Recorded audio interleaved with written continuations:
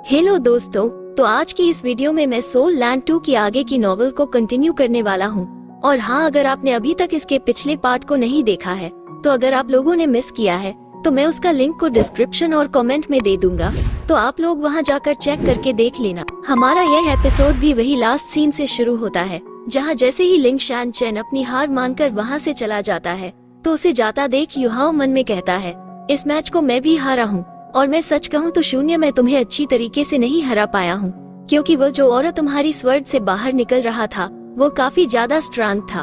और तभी अचानक से युहाओ अपने मेंटल सी को चेंज होता हुआ महसूस करता है और यह मन में कहता है, ये काफी रेयर अपॉर्चुनिटी है, इसलिए मुझे इसका फायदा उठा लेना चाहिए। और तभी हम युहाओ की आइज के अंदर अलग तरीके की लाइट को देखते हैं और तभी युहाओ बैठ के मेडिटेट लगता है, जिस वजह से इसके अंदर से गोल्डन लाइट एमिट होने लगती है। और इस तरफ कुछ पीपल बात करते हुए कहते हैं, यहाँ तक लिंग शान चैन भी हार गया है और अब कौन ही लेवल 6 स्पिरिट डिवाइस मास्टर रह गया है। और तभी टीचर फैन यू बिशप के पास जाके कहते हैं, बिशप देख के ऐसा लगता है कि इस कंपटीशन को बीच में रोकना पड़ेगा। तो बिशप कहता है, तुम्हारा क्या मतलब है? तो फैन यू कहता है, तुम तो एक लेवल 9 स्पिरिट डिवाइस मास्टर हो ना, तब भी तुम यह नहीं बता पाए कि युहाओ ने अपनी अवेकनिंग मेडिटेशन को स्टार्ट कर दिया है। और अवेकनिंग मेडिटेशन को सुन के जिंग होन चन भी थोड़ा सा हैरान होता है और फैन यू कहते हैं, इस बच्चे की वर्तमान स्थिति का मूल्यांकन तुम किसी नॉर्मल स्पिरिट मास्टर की स्टैंडर्ड से नहीं कर सकते हो, इसलिए प्लीज मुझे माफ करिए। चलिए इस कंपटीशन को यही पहुंचते रोकते हैं, क्योंकि हम नहीं चाहते कि कोई भी इसकी अवेकनिंग मेडिटेशन को डिस्टर्ब करे। और देख के ऐसा लगता है कि कुछ समय के लिए हमें आपके अरीना के ऊपर कब्जा करना पड़ेगा, और क्योंकि मैं इसका टीचर तो मैं इस दौरान इसके साथ ही रहूंगा। और इस बात को सुन के जिंग होंग चन कहता है, ऐसी बात है तो ठीक है, आप जैसा चाहे वैसा कर सकते हैं। और फिर जिंग होंग चन अवेकनिंग मेडिटेशन के बारे में सोचते हुए मन में कहता है, ये बच्चा लिंग शान चेन के खिलाफ मैच करने के बाद भी वापस से इम्प्रूव हो गया है, इसलिए मुझे डर है कि कहीं ना ये फ्यूचर में सिनेमून एम्पायर के लिए बाधा ना बन जाए। लेकिन अगर ऐसा होता है और वह समय आता है, और इस तरफ हम देखते हैं कि युहाओ का ख्याल रखने के लिए टीचर फैन यू ने एक सिंपल सा टेंट बनाया होता है एरिना के अंदर, और यह इसका पूरे शून्य समय ध्यान रखते थे, फिर चाहे दिन हो या रात। और टीचर फैन यू युहाओ को देखते हुए सोचते हैं, अवेकनिंग मेडिटेशन के दौरान एक स्पिरिट मास्टर की बॉडी सबसे ज्यादा वल्नरेबल स्टेट में होती है और यह काफी ज्यादा दुर्लभ घटना है, क्योंकि जितने ज्यादा लंबे समय तक मेडिटेशन टिकेगी वो उतना ही बेहतर होता है एक स्पिरिट मास्टर की ग्रोथ के लिए। और फिर हमें 1 महीने बाद का सीन दिखाया जाता है, जहाँ पर टीचर फैन यू हुआ युहाओ की तरफ देखते हुए मन में कहते हैं, पहले ही 1 महीना बीत चुका है लेकिन युहाओ अभी भी मेडिटेटर रहा है, कहीं कोई प्रॉब्लम तो नहीं हो गई है। और इस चीज को लेकर फैन यू को काफी ज्यादा बेचैनी सी हो रही थी, तो इन्होंने इस चीज को लेके एल्डर्स शैन को मैसेज भिजवा दिया। तो एल्डर्स शैन रात के दौरान ही ट्रेवल करके यहाँ पर आ जाते हैं और केयरफुली युहाओ को एग्जामिन करने के बाद शैन को किसी भी तरीके की कोई भी प्रॉब्लम नहीं मिलती है। लेकिन जो चौंका देने वाली चीज थी वो युहाओ की एक्सीलेंट मेडिटेशन स्टेट होती है, जिस वजह से अभी इसे और भी समय लगेगा उठने में। और इसी दौरान हम युहाओ के मेंटल सी के अंदर का सीन देखते हैं, जहाँ पर हमें एक नया रूप देखने को मिलता है। और जैसे ही युहाओ अपनी आंखें खोलता है तो इस जगह को देख के हैरान होते हुए कहता है, आखिर यह जगह क्या है? और तभी हम देखते हैं कि यहाँ पर ग्रे बॉल जाते हैं और कहते हैं कि यह तुम्हारा मेंटल सी है। और युहाओ चौंकते हुए कहता है, क्या मेरा मेंटल सी? आखिर कब यह इतना बड़ा हो गया? और तभी यहाँ पर आइस एम्परर और स्काई ड्रीम आ जाता है और यह युहाओ से कहता है, तुम्हें देख के ऐसा लगता है कि तुमने एक काफी बढ़िया नींद ली है, जबकि इस बारी मैं नहीं सोया। और युहाओ स्काई ड्रीम और बिंग बिंग को देख के हैरान होता है और यह कहता है, आखिर तुम दोनों भी क्यों ग्रो हो गए? तो ग्रे बा बताते हैं, तुम्हारे मेंटल सी के बदलने की वजह से, क्योंकि इसकी कैपेसिटी इंक्रीज हो चुकी है और इस बग ने तुम्हें काफी बड़ी मात्रा में मेंटल पावर दी है।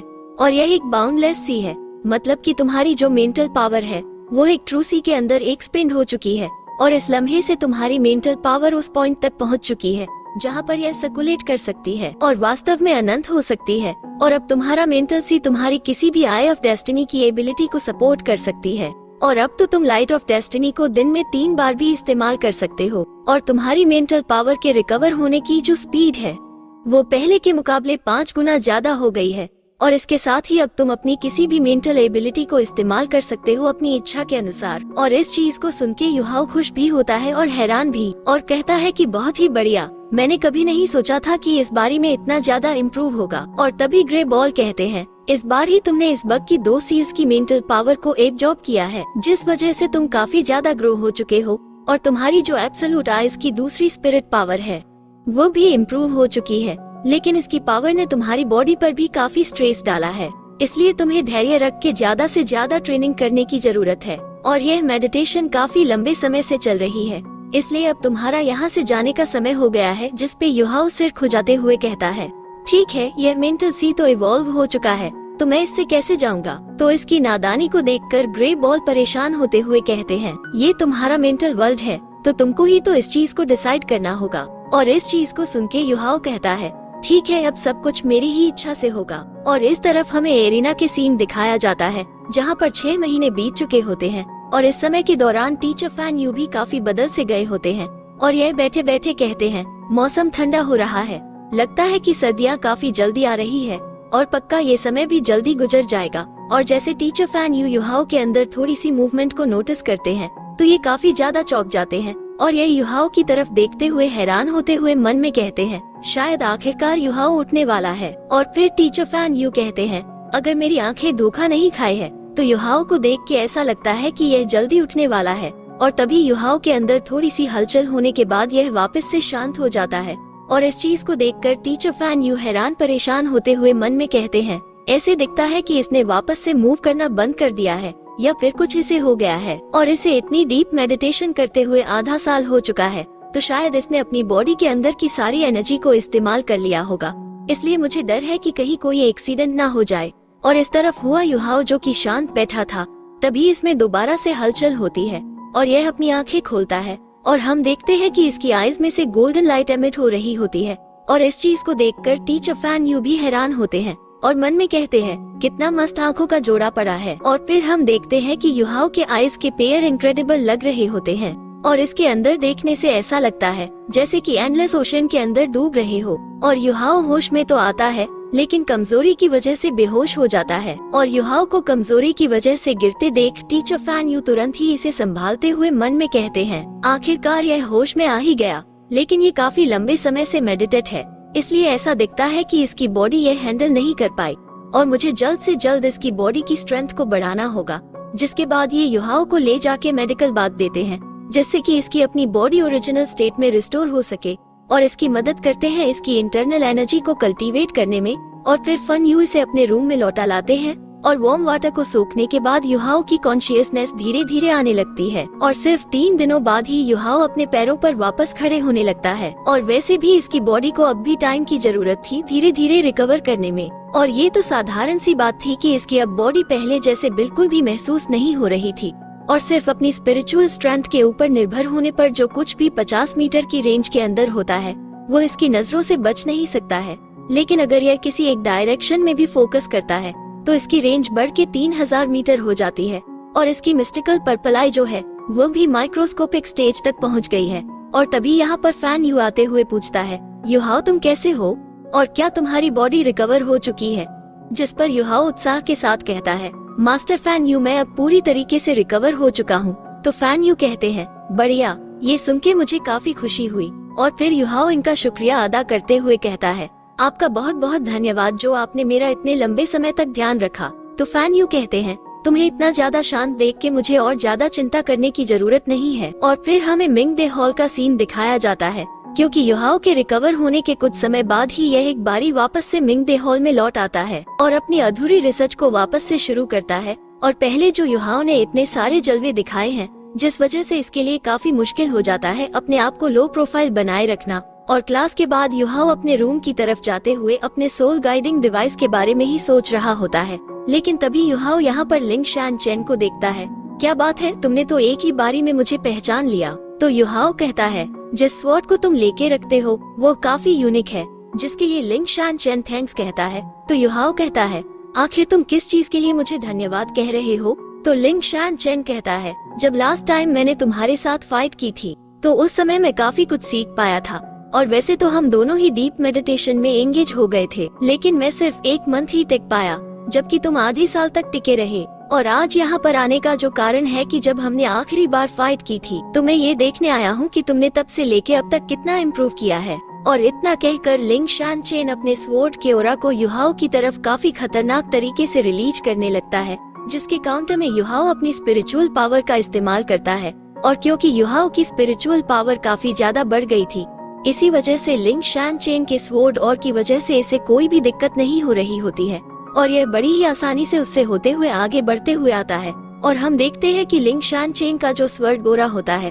वो अब युहाओ के ऊपर पूरी तरीके से बेअसर होता है और युहाओ इसके सामने आके खड़ा हो जाता है, जिसके बाद इन दोनों के बीच में ऐसे ही शांति बनी रहती है। और ऐसे ही कुछ समय बीतने के बाद युहाओ कहता है, तुमने जो इतनी ज्यादा लगन से अपनी स्वॉर्ड के ऊपर मेहनत की है वो वाकई में मेरी प्रशंसा पाने के काबिल है, लेकिन मेरे पास एक महान टीचर है और अगर तुम मुझे हराना चाहते हो तो मुझे डर है कि तुम्हारे पास पूरी जिंदगी भर मेरा पीछा करने के अलावा कोई और चॉइस नहीं है। और इतना कह के युहाओ यहाँ से चला जाता है और लिंग शान चेन की तलवार भी नीचे गिर जाती है और यह चुपचाप खड़ा रहता है। और जब ये कुछ देर शांत रहता है तब यह मन में कहता है, इसका पीछा करना वो भी पूरी मेरी जिंदगी भर। और फिर हम लिंग शान चेन की आंखों में एक अलग सी चमक देखते हैं और यह कहता है कि मेरा ये रास्ता एकदम सही है और यहाँ तक कि अगर मुझे अपनी पूरी जिंदगी भर इसका पीछा करना पड़े तो भी मैं इसका पीछा हमेशा करता रहूंगा और एक ना एक दिन मैं इसे जरूर सरपास करके रहूंगा। और इस तरफ युहाओ मन में कहता है, ये बंदा सच में इतना भी बुरा नहीं है मेरा अपोनेंट बनने के लिए।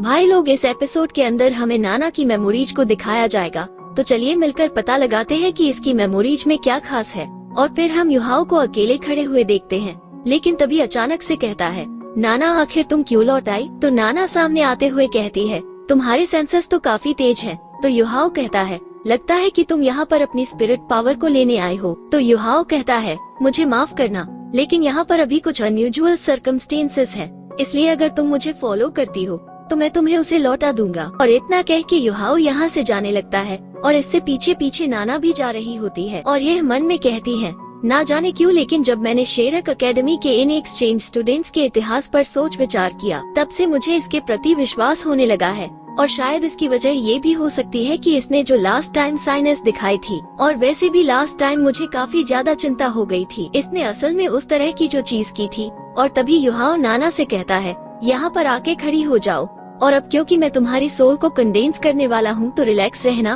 और इसे रेजिस्ट मत करना। और इतना कह के युहाओ अपनी फिंगर को नाना के फोरहेड पर लगा देता है, जिस वजह से इसका फोरहेड काफी जोर से ग्लो करने लगता है। जिसके बाद नाना युहाओ से कहती है, मुझे सच में ऐसा महसूस हो रहा है जैसे कि मेरी सोल सच में थोड़ी बहुत कंडेंस हो गई है, और तुमने आखिर ऐसा कैसे किया? और फिर युहाओ इससे कहता है, ठीक है, अगर तुम्हें कोई और चीज की जरूरत नहीं है तो तुम यहाँ से जा सकती हो, क्योंकि मुझे प्रैक्टिस करनी है। और इस बात को सुनकर नाना थोड़ी हिचकिचाते हुए परेशान होते हुए कहती है, तो फिर मैं अब यहाँ से जाती हूँ। और इतना कह के नाना यहाँ से जा ही रही होती कि युहाओ कहता है, फ्यूचर में अपनी वेंजफुल घूस स्किल को इस्तेमाल कम करना, वैसे तो वो काफी ज्यादा स्ट्रांग है और एक बारी जो तुम्हारे अपोनेंट ने इसके ऊपर काबू कर लिया तो यह चीज तुम्हारे लिए काफी ज्यादा घातक होगी। और युहाओ की इन बातों को सुन के यह अजीब सा मुंह बनाती है, जिसके बाद ये युहाओ के रूम के अंदर जाकर दरवाजे को लॉक कर देती है। और इसी के साथ हमारा एपिसोड यहीं पर एंड हो जाता है। यदि अगर आप लोगों को वीडियो अच्छा लगा हो, लाइक शेयर सब्सक्राइब जरूर कर देना और मैं इसका अगला पार्ट को कल अपलोड करूँगा।